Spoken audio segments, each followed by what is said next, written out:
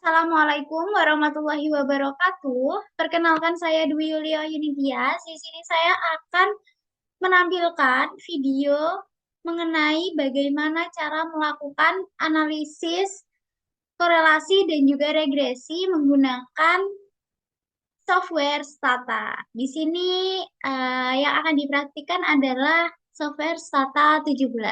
Mulai ke tutorialnya atau caranya, perlu kita ketahui terlebih dahulu apa perbedaan dari uji korelasi dan juga uji regresi. Kita ketahui bahwa korelasi itu merupakan uji statistik yang dilakukan ketika kita ingin mengetahui ada atau tidaknya hubungan dari variabel satu dengan variabel lainnya.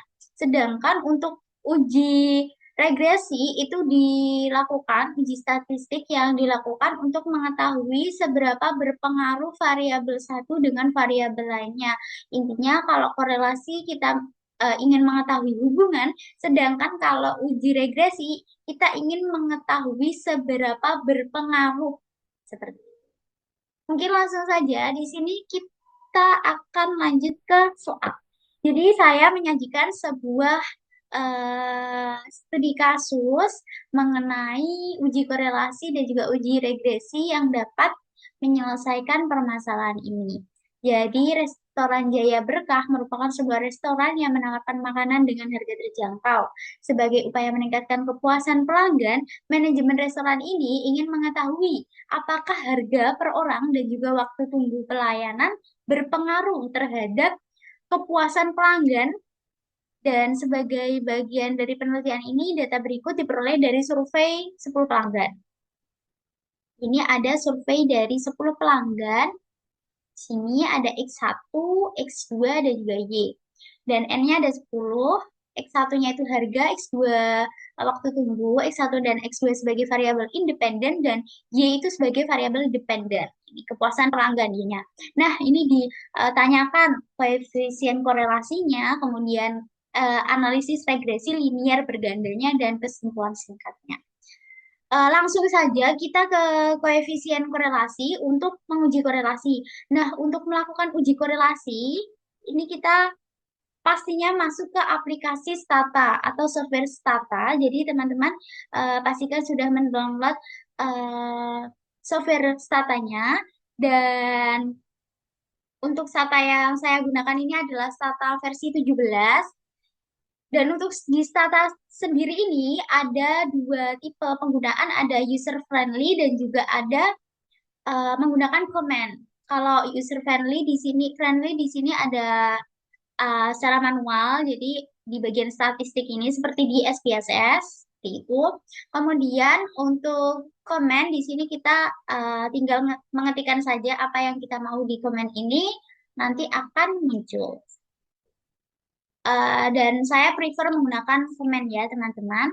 Mungkin langsung saja untuk uji korelasi. Syarat dari uji korelasi adalah data terdistribusi secara normal. Dan untuk melakukan distribusi atau normal atau tidaknya terdistribusi atau normal tidaknya data tersebut, kita perlu melakukan uji normalitas.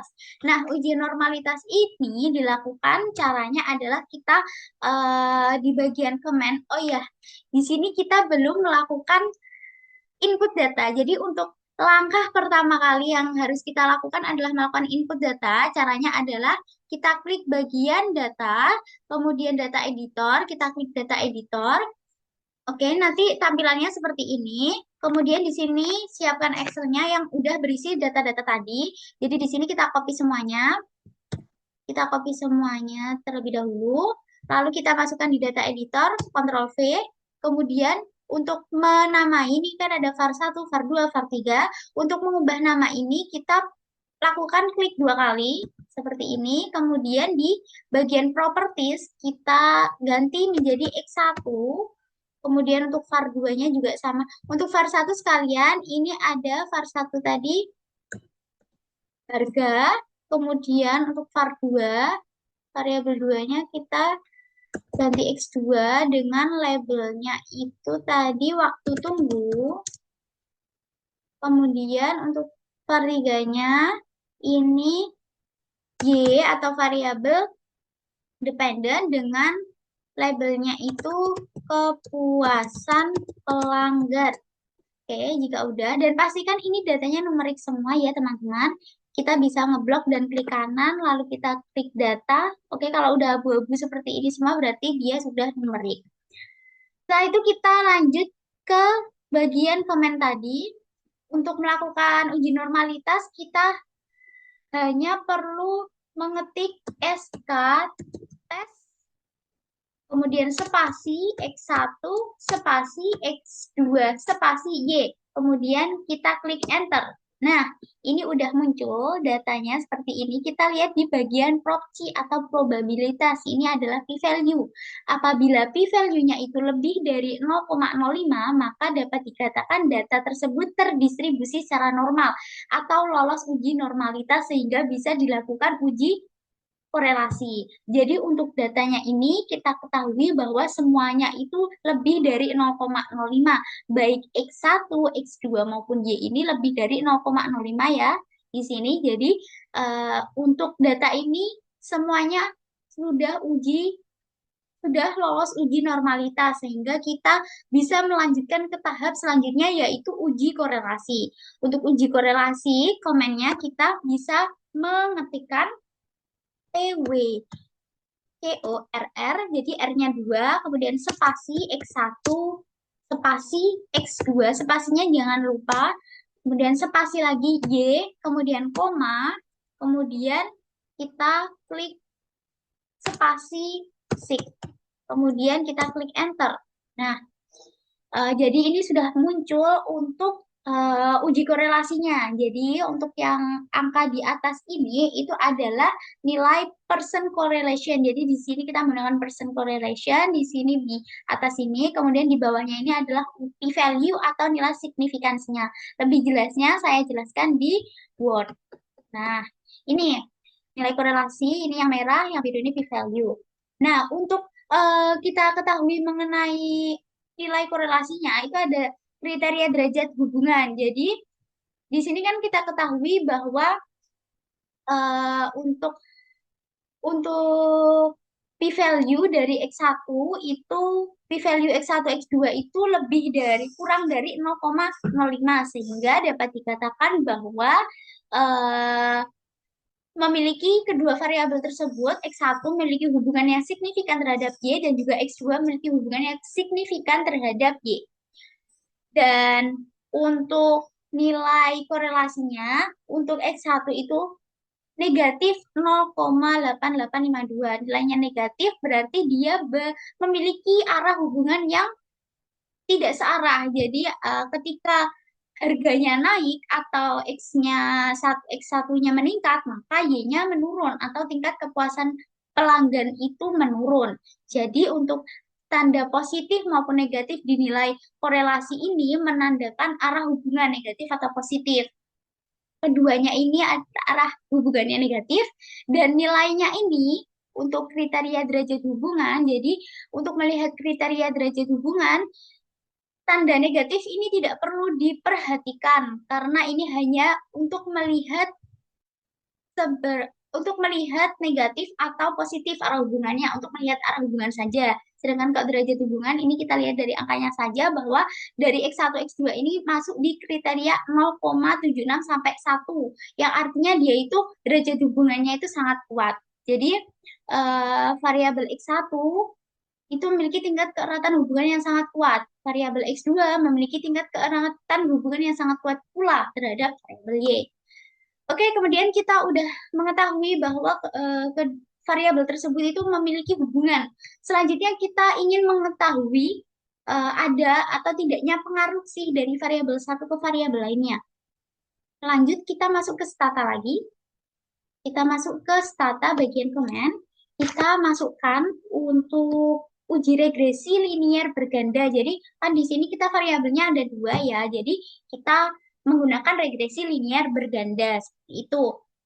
Jadi kita ketikan regres spasi Y spasi X1 spasi X2 spasi Y, koma, SIG. koma spasi sik ya. Oh maaf, untuk sik tadi itu adalah korelasi. Jadi ini cuma Y, X1, Y ke spasi X1, spasi X2, kemudian kita enter. Nah, ini udah muncul seperti ini datanya, regresinya. Mungkin lebih jelasnya, karena datanya juga sudah muncul di sini, saya jelaskan di board. Nah, ini udah saya tuliskan juga kalau ini adalah probabilitas atau nilai signifikansi itu signifikansinya untuk UGF kita ketahui kurang dari 0,00 sehingga memiliki eh, tingkat signifikansi atau berpengaruh terhadap variabel Y seperti itu. Akan saya jelaskan secara lebih jelasnya lagi bahwa di sini kita ketahui untuk F hitung ini, degree of freedom regressionnya itu 2 dan juga degree of freedom residualnya ini adalah 7 sehingga diperoleh nilai 242,33. Sehingga dan di sini kan udah diketahui kita tidak perlu membandingkan dengan F tabel karena udah ada keterangan bahwa probability-nya F yaitu kurang dari 0,05 sehingga secara simultan atau secara serempak kan kalau uji F itu untuk mengetahui secara serempak atau simultan secara bersama-sama bahwa variabel X1 atau harga dan juga variabel X2 lamanya menunggu, waktu menunggu itu berpengaruh signifikan terhadap variabel Y atau kepuasan dari pelanggan secara simultan seperti itu. Kemudian eh, untuk koefisien determinasi atau R square ini implementasinya gimana? Interpretasinya gimana? Untuk R square-nya ini sendiri kita ketahui bahwa sebesar 98,58% variasi dalam kepuasan pelanggan atau Y1 dapat dijelaskan oleh kedua variabel, yaitu variabel X1 dan juga variabel X2. Sementara sisanya itu berarti kan 100% dikurangi 98,58% nih. Itu 1,42% itu dijelaskan oleh variasi di luar model ini, seperti itu. Kemudian setelah kita mengetahui secara simultan atau bersama-sama, kita perlu mengetahui secara parsial. Secara parsial itu menggunakan GT, yaitu secara sendiri-sendiri. Variabel X1 berpengaruh atau tidak dengan Y, variabel X2 berpengaruh atau tidak dengan variabel Y. Nah, T hitungnya ini signifikansi. Nah, hasil regresi itu menunjukkan koefisien itu udah, kemudian kita lanjutkan uji T secara parsial, yaitu T tabel. Nanti saya jelaskan kok bisa T tabelnya mendapatkan nilai seperti ini. Kita mungkin langsung saja ke signifikansi. Kalau signifikansinya seperti di F tadi, kalau signifikansinya itu kurang dari 0,05 maka dia berpengaruh. Sedangkan di sini X1 itu signifikansinya adalah 0,463 sehingga dia tidak memiliki pengaruh terhadap variabel Y yang memiliki hanya X2 karena X2 ini nilainya kurang dari 0,05. Sedangkan untuk mengetahui T tabel kok bisa diketahui ini adalah dengan rumus rumus Excel yaitu sama dengan tin V. Nah, 0,05 itu nilai signifikansi dan 9 itu derajat kebebasan atau degree of freedom. Kita langsung saja mempraktekannya di Excel. Ini ada sama dengan tin P dalam buka kurung 0,05 atau derajat signifikansi, nilai signifikansi, koma. Jadi ini tergantung Excelnya. Kalau di saya itu pakai koma, ada yang pakai titik koma juga. 9, 9 itu dari N dikurangi 1, 10 dikurangi 1, itu 9. Tutup kurung. Nah, di enter hasilnya ini. Jadi ini adalah nilai dari T tabel. Sedangkan T hitungnya tadi kita ketahui T hitungnya tadi berapa? T hitungnya ini. Nah, T hitung untuk tadi kan 2, sekian. Sedangkan untuk yang X1 itu 0,78. Sehingga dia itu nilainya kurang dari 0, dari 2. Sehingga dia tidak berpengaruh secara signifikan. Sedangkan kalau dia melebihi T tabel, T hitungnya ini 9, kayak yang X2, maka dia dikatakan signifikan, berpengaruh secara signifikan terhadap Y. Jadi yang berpengaruh secara signifikan hanya X2 saja. Dapat disimpulkan bahwa secara secara sendiri-sendiri atau secara parsial, maka X1 tidak signifikan terhadap Y, sedangkan X2 itu berpengaruh signifikan terhadap variabel Y. Dan untuk kesimpulannya dari soal ini, secara simultan harga itu X1 dan waktu tunggu itu X2 mempengaruhi tingkat kepuasan pelanggan secara signifikan. Namun secara parsial atau secara sendiri-sendiri dari UJT tadi, hanya waktu tunggu yang memiliki pengaruh signifikan terhadap kepuasan pelanggan. Oleh karena itu, untuk meningkatkan kepuasan pelanggan, Restoran Jaya Berkah disarankan untuk fokus pada pengurangan waktu tunggu dalam pelayanan, karena faktor ini memiliki dampak signifikan terhadap kepuasan pelanggan, sehingga diperlukan untuk eh, Restoran Jaya Berkah ini bisa bisa mengurangi waktu tunggu sehingga mempercepat kinerja dan juga mengefisiensi waktu kerja agar lebih cepat sehingga pelanggan tidak lama dalam menunggu pesanan mereka. Mungkin seperti itu untuk analisis, uji, korelasi dan juga regresi dari saya menggunakan software Stata. Apabila dalam menjelaskan materi kurang jelas, saya juga mohon maaf yang sebesar-besarnya. Apabila ada kesalahan kata, saya juga mohon maaf. Semoga video yang saya sajikan ini dapat bermanfaat bagi teman-teman yang menonton. Saya ucapkan terima kasih. Wassalamualaikum warahmatullahi wabarakatuh. Bye-bye.